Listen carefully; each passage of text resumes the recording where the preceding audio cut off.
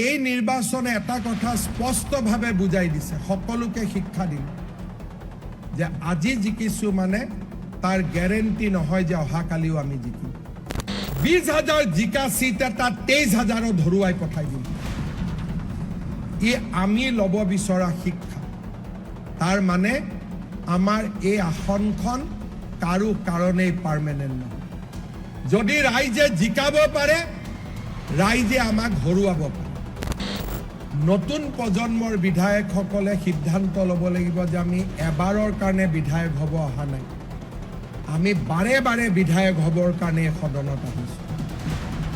আৰু তেতিয়া আমি বাৰে বাৰে বিধায়ক হ'ব পাৰিম যেতিয়া আমি মনত অহংকাৰক জন্ম নিদিম।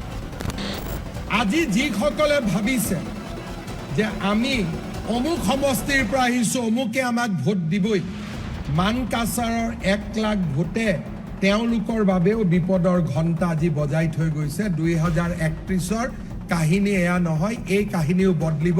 মই আজিয়ে ভৱিষ্যতবাণী কৰি থৈ দিছোঁ। অধ্যক্ষ মহোদয়, নিশ্চিতভাৱে এই ইলেকশ্যনে আমাক আৰু এটা কথা শিকাই থৈ গ'ল যে ৰাজনীতি কৰা মানুহৰ কেতিয়াও অহংকাৰ হ'ব নালাগে।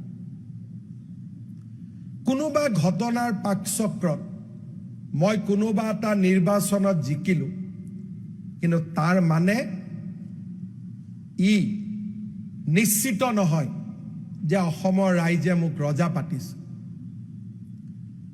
যোৰহাটত মই লোকসভা জিকিলো, অহংকাৰ গৌৰৱ। ডিব্ৰুগড়ত মই লোকসভা জিকিলো, লখিমপুৰত মই লোকসভা জিকিলো। অহংকাৰ গৌৰৱ দৰ্প বাঢ়ি বাঢ়ি গৈ থাকিলে 2 বছৰৰ ভিতৰতে সৰু বিধানসভাৰ নিৰ্বাচনতে মোক হৰুৱাই দিল। তাৰ মানে এই নিৰ্বাচনে এটা কথা স্পষ্টভাৱে বুজাই দিছে, সকলোকে শিক্ষা দিলে যে আজি জিকিছো মানে তাৰ গ্যাৰেণ্টি নহয় যে অহাকালিও আমি জিকিম। মই যুৱ বিধায়কসকলক দুটা কথা ক'ব চেষ্টা কৰিম। তথ্যৰ পৰা কম, আক্ৰমণ কৰি নকওঁ। এজন ব্যক্তিক এটা পাৰ্লিয়ামেণ্টাৰী সিটত ভয়াৱহভাৱে অসমৰ মানুহে ইলেকশ্যন জিকাই দিলে 2024 চনত। মানুহে দেখা পালে যে ইয়াত গৌৰৱ আছে, দৰ্প আছে, অহংকাৰ আছে। 26ত 20,000 জিকা সিট এটা 23,000 ধৰুৱাই পঠাই দিলে। ই আমি ল'ব বিচৰা শিক্ষা।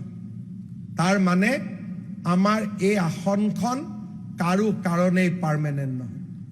যদি ৰাইজে জিকাব পাৰে, ৰাইজে আমাক হৰুৱাব পাৰে।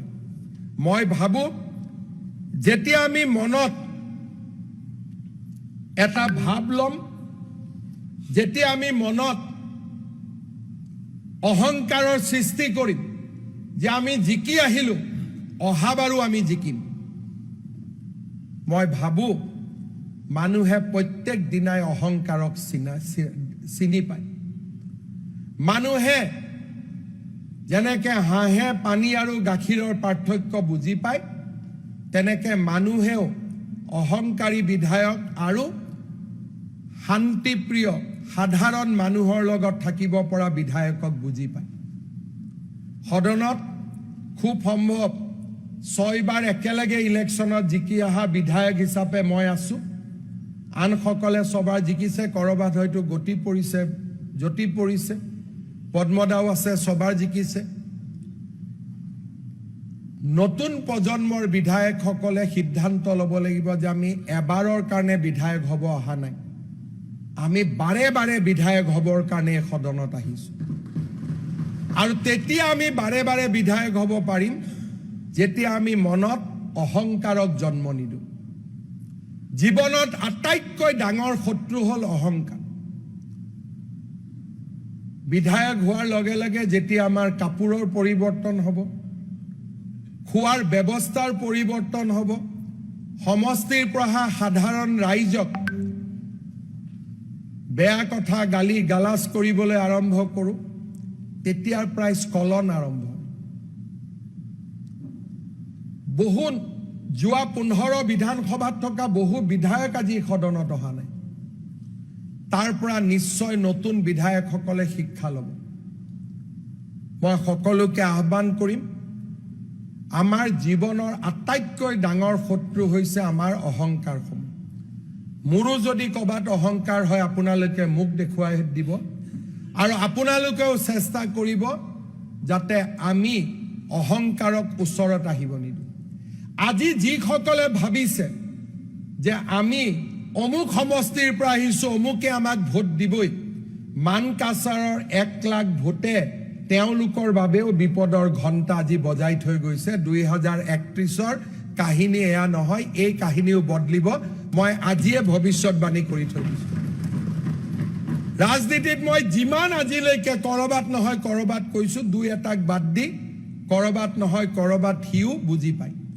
মই ভাবোঁ অসমৰ ধৰ্মীয় সংখ্যালঘু ৰাইজেও অহংকাৰ, পিতৃৰ পৰিচয়েৰে ৰাজনীতি কৰিব বিচৰা ব্যক্তি সকলোকে চিনি পাব। তেওঁলোকৰ মাজতো এখন শিক্ষিত সমাজৰ সৃষ্টি হ'ব, আৰু কৰবাত নহয় কৰবাত, কেতিয়াবা নহয় কেতিয়াবা চামুগুৰি উপনিৰ্বাচনৰ ফলাফলো আহিয়ে থাকিব। যেনেকৈ সমাজত বিৱৰ্তন হৈ থাকে, সমাজত পৰিৱৰ্তন হৈ থাকে। তাক নহা ৰাস্তা কি? যেতিয়া আমি অহংকাৰক ত্যাগ কৰিম, সমষ্টিৰ মানুহৰ কাৰণে সমৰ্পণ কৰিম। মই ভাবোঁ সদনে নিশ্চিতভাৱে, বিশেষকৈ নতুন বিধায়কসকলে সদনৰ ভিতৰে আৰু বাহিৰে আমাৰ পৰম্পৰা, আমাৰ সংস্কৃতি আৰু আমাৰ অহংকাৰবিহীন, গৌৰৱবিহীন, দৰ্পবিহীন এটা জীৱন আমি যাতে সদায় ৰাখিব পাৰোঁ, তাৰ কাৰণে সকলোৱে প্ৰচেষ্টা কৰিব। নক'বলগীয়া কথা এটা মই আকৌ কৈ থৈ গৈছোঁ, কেতিয়াবা বিধায়কসকল খুবেই ভাল, কিন্তু বিধায়কসকলৰ লগত থকা PS, OSD আমাক ইলেকশ্যনত হৰুৱাই দিয়ে। সেইকাৰণে নিজৰ নিজৰ PS, OSD বছৰে বছৰে বদলাই থকা আৰু তেওঁলোকৰ ওপৰত ডিপেণ্ডেণ্ট নোহোৱা, এইবিলাকো নিশ্চিতভাৱে নতুন বিধায়কসকলে শিকিলে আমি সদনত বাৰে বাৰে সকলোকে দেখা পাম। মোৰ অভিজ্ঞতাৰ পৰা এইখিনি কথা মই কম বুলি ভাবিছিলোঁ। মই ভাবোঁ যে কোৱাটো প্ৰয়োজন আছে।